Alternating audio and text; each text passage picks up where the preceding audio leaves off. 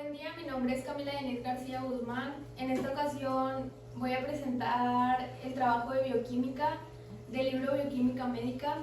Para ser precisos, el capítulo 3, que se trata sobre la materia viva.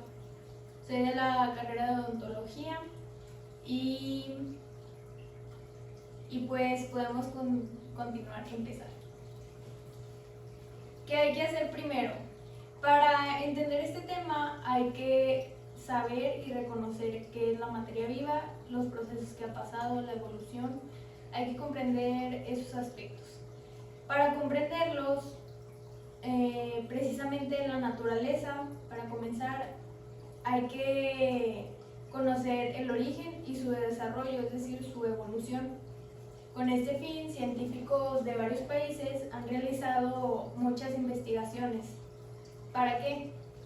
Esto lo hacen con el objetivo de descubrir el origen y la evolución de los organismos, es decir, como les comentaba hace rato, el desarrollo. Este capítulo precisamente examina la materia viva como producto de la evolución de la materia inorgánica y del mismo modo resume los avances actuales en el conocimiento científico sobre el origen y la evolución de los organismos vivos. Y bueno, la materia viva como producto de evolución de la materia inorgánica. ¿Qué es esto? Es el tipo de movimiento de la materia más simple, que viene siendo el movimiento mecánico, que quiere decir que es el desplazamiento de los objetos en el espacio. Y bueno, el movimiento físico incluye la luz, el calor, las ondas electromagnéticas, etc. En orden ascendente es el movimiento químico. ¿Qué quiere decir esto del movimiento químico? Que son las reacciones químicas entre átomos y moléculas. El último tipo de movimiento incluye al primero porque las reacciones químicas dependen de ciertas propiedades físicas de los reactivos, como el número atómico del elemento o el estado físico de este mismo. Pero el movimiento químico, es decir, el último que les mencioné, no es la simple suma de estos, es cualitativamente superior, es decir, es más complejo.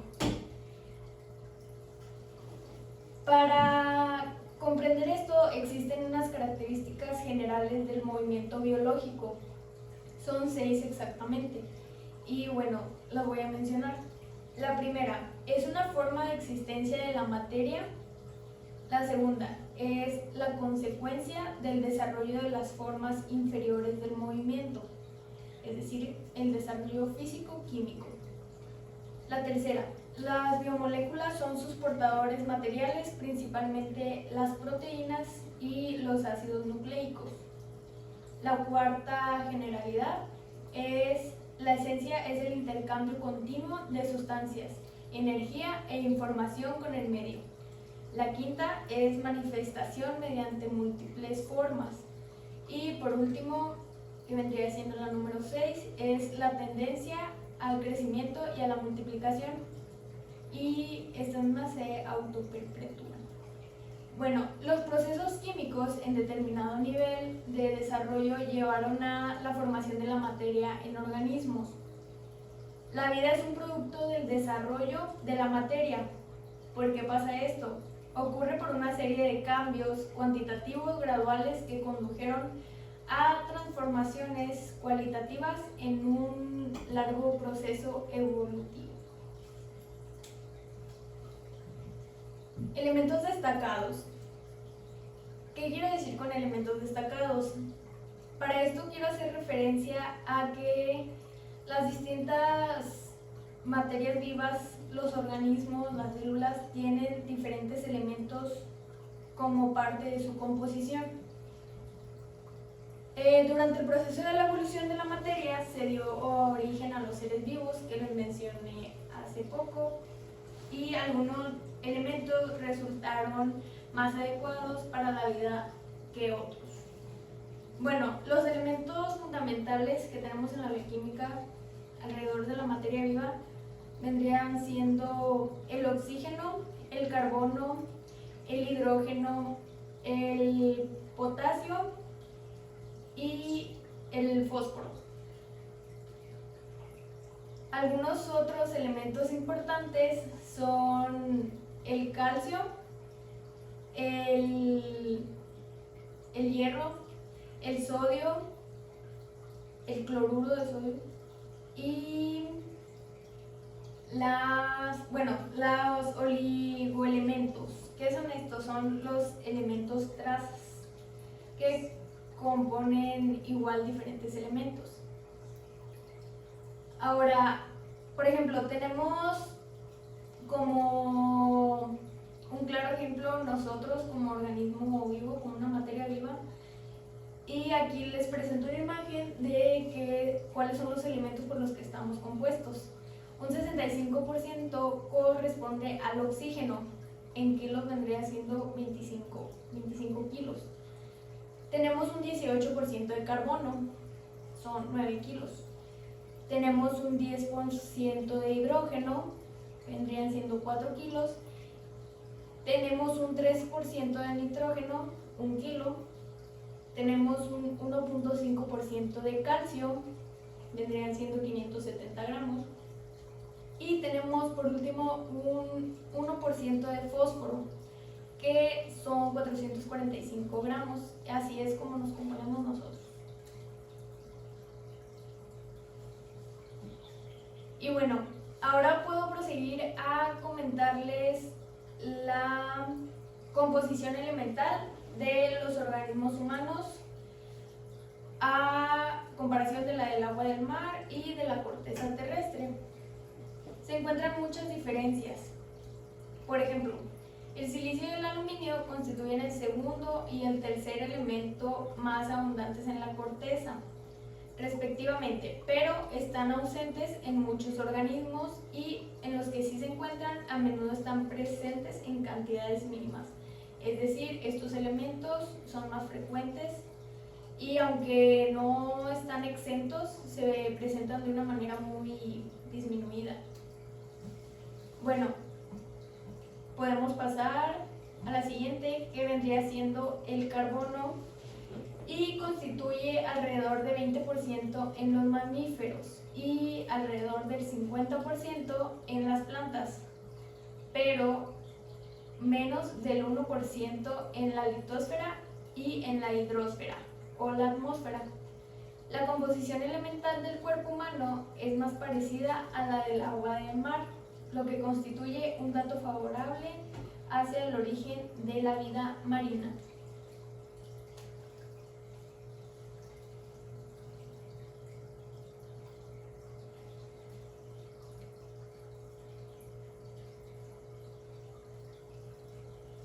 Las moléculas que caracterizan a los organismos vivos, es decir, las biomoléculas, son componentes carbonados que presentan frecuentemente oxígeno, hidrógeno y nitrógeno. Estos son conocidos por ser elementos fundamentales y de los más frecuentes.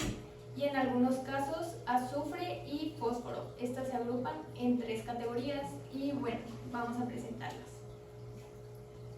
La primera vendrían siendo moléculas de estructuras muy complejas y de peso molecular muy elevado, entre 10 a la tercera potencia y a 10 a la novena potencia.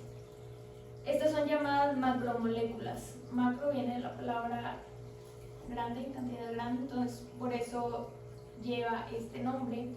Bueno, esta característica de que son las más complejas y más pesadas. Bueno, algunos ejemplos son los polisácaridos, proteínas y los nucleicos. La segunda son moléculas de peso molecular relativamente pequeño, varían desde los 100 a los 300, como por ejemplo son los aminoácidos, los monosacáridos, los nucleótidos y los ácidos grasos. Estos por polimerización forman las macromoléculas o parte de otras moléculas complejas. Y por último las moléculas que, como regla, presentan tamaño menor y estructura más simple que las anteriores, que son pesadas, y las otras pequeñas. Estas son intermediarias, están entre estas dos anteriores. Son metabólicos importantes en precursores de la síntesis de otras biomoléculas mayores, como por ejemplo el ácido pirúvico, el gliceraldehído 3-fosfato y el ácido cítrico, entre otras. Aquí les presento algunas moléculas, se dividen en diferentes incisos.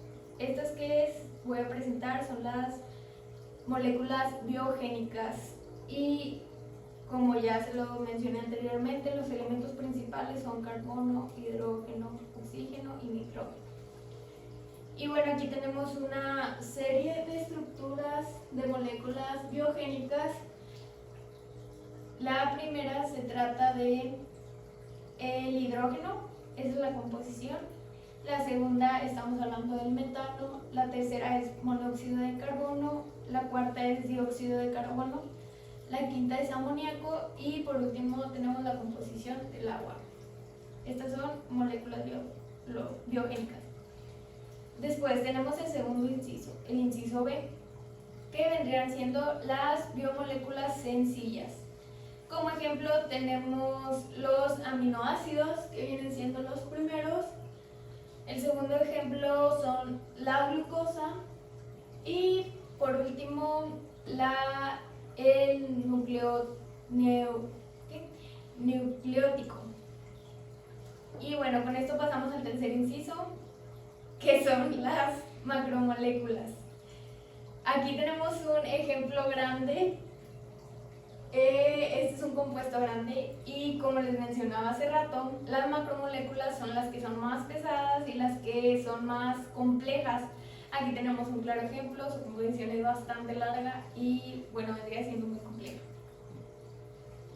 Igual de las macromoléculas se pueden dividir los polisácaridos, que vendrían siendo de igual manera una estructura compleja, como se puede observar en la primera.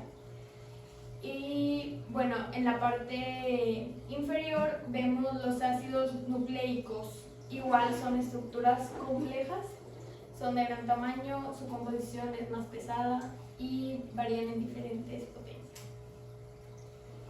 Bueno, continuamos con los grupos principales de las biomoléculas. Tenemos 4.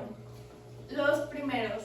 El primer grupo se trata de los glúcidos, que incluyen a los monosácaridos, a los oligosácaridos y los polisácaridos.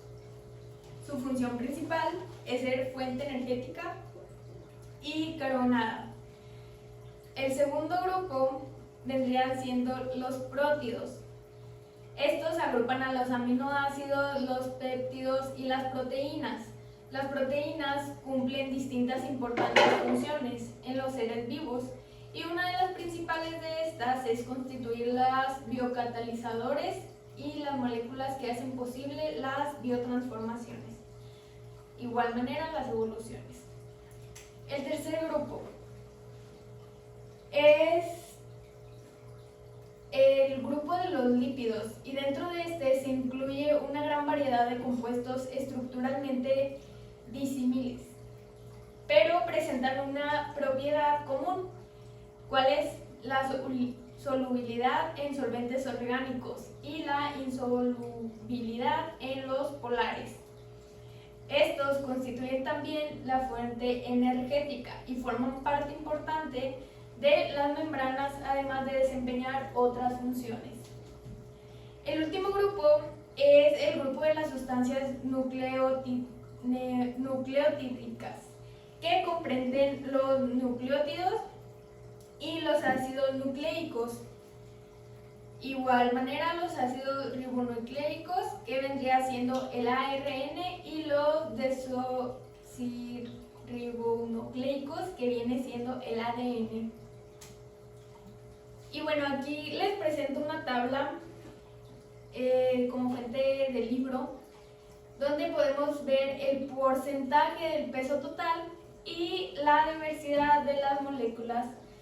En el agua tenemos un peso total de 70, que vendría siendo la primera, y la diversidad de moléculas en esta es una, es decir, es muy poco.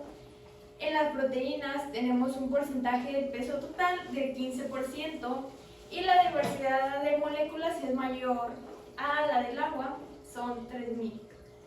Los ácidos nucleicos, su peso es de 7% del peso total y no tiene diversidad de moléculas. El ADN tiene un 1% de peso total y su diversidad de moléculas es de 1. El ARN tiene un porcentaje de peso total del 6% y tiene menor diversidad de moléculas de 3000. Los polisácaridos tienen un 3% del peso total y 5 en diversidad de moléculas. Los lípidos tienen un 2 del peso total y 20% de diversidad. Otras moléculas orgánicas presentan un 2% del peso total y un 500 en diversidad de moléculas. Y por último, los iones inorgánicos tienen un 1% del peso total y diversidad de moléculas del 20. Para continuar, presento el origen y la evolución de la materia viva. ¿De qué trata? Las ciencias naturales muestran que la vida no existió en la Tierra primitiva, es decir, que antes no había vida, antes de nosotros. ¿Y esto por qué? Por las condiciones. Ningún ser vivo podría vivir ahí. La materia inorgánica es el producto de la evolución a largo plazo. Esta afirmación de la formación de materia viva a partir de la materia inorgánica está respaldada por la ciencia y aceptada en todo el universo por diferentes teorías que tienden a explicar la evolución molecular y la biológica. Y bueno, aquí les puse una imagen representativa de lo que vendría siendo el universo. Durante muchos años también se pensó que ciertas formas de vida podrían surgir de forma continua de la materia inorgánica por generación espontánea y repentina. Estas creencias erróneas sugirieron de interpretaciones erróneas, es decir, por ejemplo, la gente pensaba que la carne, la harina de trigo y otros contaminantes alimentarios similares a las ideas derivadas a través de los siglos de simples observaciones ciertos fenómenos naturales. Otra ideología errónea que se tenía es la Tierra no se mueve, el Sol gira alrededor de ella. Esto, bueno, ya es conocido, es erróneo, se comprobó que los planetas son los que giran alrededor del Sol.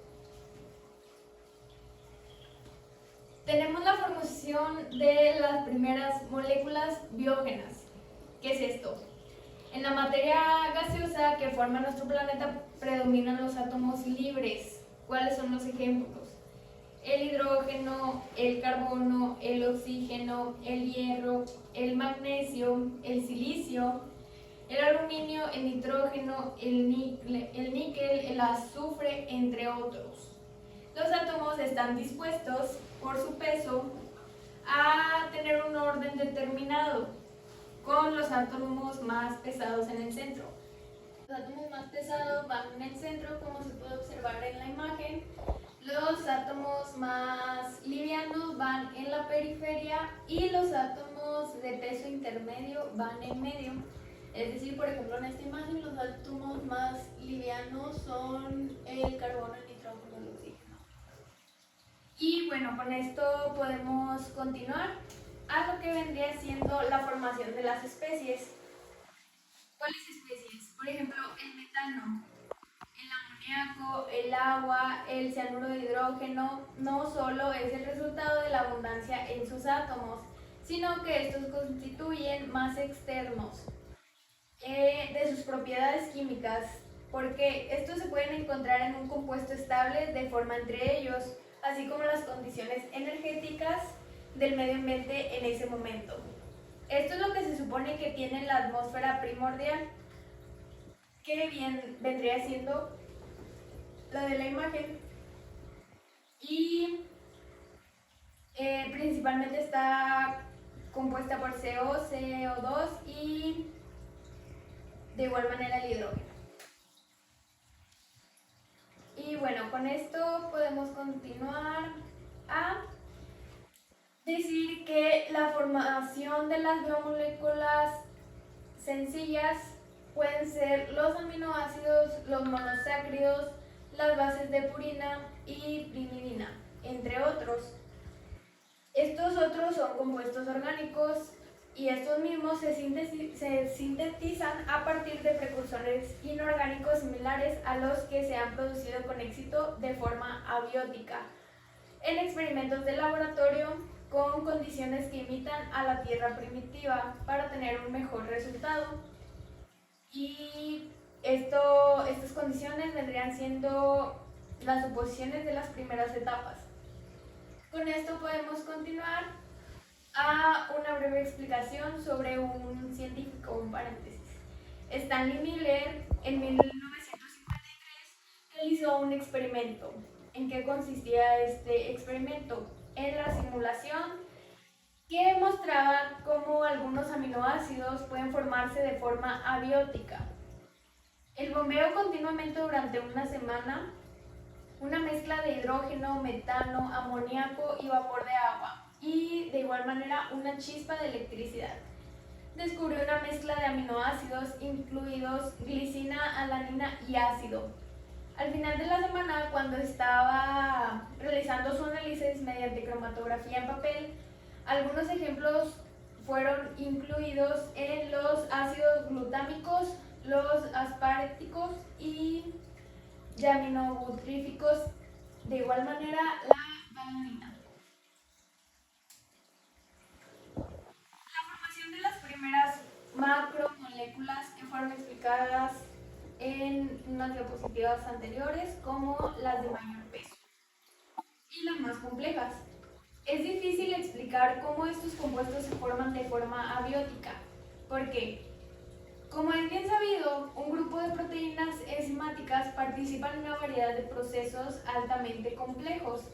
Por eso es llamadas macromoléculas, porque son complejas y de alto peso. Entonces, es bien sabido que el grupo de macromoléculas es complejo. Debe tenerse en cuenta que las proteínas y los ácidos nucleicos que componen los biopolímeros son el primero de los cuales está compuesto por aminoácidos y el segundo por nucleóticos. ¿Qué pasa con esto?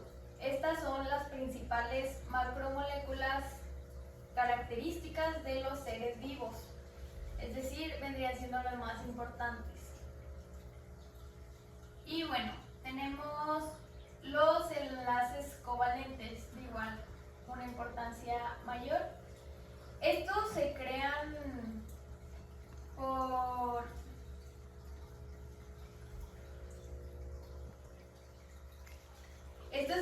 por la condensación con la pérdida de una molécula. En este caso la molécula vendría siendo de agua y en ambos casos son los que mantienen unidos a las bases nitrogenadas. Estas se encuentran en los nucleótidos, de los cuales hay 4 tipos diferentes de cada uno. El primer grupo vendría siendo la adenina, el segundo grupo vendría siendo la guanina, el tercer grupo la citosina y por último la tiamina en el ADN. Y bueno, adenina, guanina, citosina y uranio en el ARN. Estos son particularmente cruciales para la función de los ácidos nucleicos, tanto en el ADN como en el ARN. Y bueno, después podemos continuar con la formación de las primeras estructuras vivas. Para esto, es un hecho que la mayoría de la población mundial vive en un país que se caracteriza por un alto nivel de analfabetismo. Estas moléculas podrían interactuar entre sí para crear nuevas combinaciones y agregados multimoleculares que se creían en el tamaño y la complejidad. Oparin, que fue un científico, y demás científicos recolectaron agregados de polinucleótidos y proteínas que formaron complejos multimoleculares, aislados de la solución en forma de sistemas individuales, a los que llamaron gotitas coacervadas, es lo que conocemos como gotas, o bien como coacervados, es otro nombre que reciben el nombre científico. Este científico concede gran importancia en la evolución de la materia viva por sus estudios y bueno, este elemento que todos conocemos como el agua, que vendrían siendo las gotas, que ellos denominaron como las gotitas coacervadas. Entonces, podemos pasar a la evolución de las células primitivas. Debido a que los nutrientes eran escasos en las épocas primitivas, parece que los heterótrofos primarios y anaerótrofos fueron los primeros seres vivos. Esto se cree debido a que fueron los primeros. A medida que aumentó el número de seres vivos, se crearon las condiciones para que algunas formas de autótrofos, como las fotosintéticas, surgieran de forma natural a partir de diversos procesos. ¿De qué vendrían siendo esos procesos? Estos vendrían siendo de adaptación, de mutaciones y de selecciones. Estos organismos comenzaron a producir sus propias moléculas, es decir, empezaron a mutar y utilizaban la energía de la luz para cometer dicho procedimiento. La luz que utilizaban era la luz solar y se usaba para formar los monosacáridos. Después, los aminoácidos y las bases nitrogenadas son solo algunos de los compuestos que algunos organismos han podido fijar de la atmósfera y crear. Al producir oxígeno, los organismos fotosintéticos provocaron distintos cambios significativos en la biosfera. Este proceso condujo, por un lado, a la formación de una capa de ozono, que es la que tenemos en el planeta Tierra, y esta protege la superficie terrestre de los daños de los rayos ultravioleta. Y por el otro lado, fue posibilitar el desarrollo de los organismos aeróbicos porque les permitía utilizar el mismo oxígeno en sus vías respiratorias.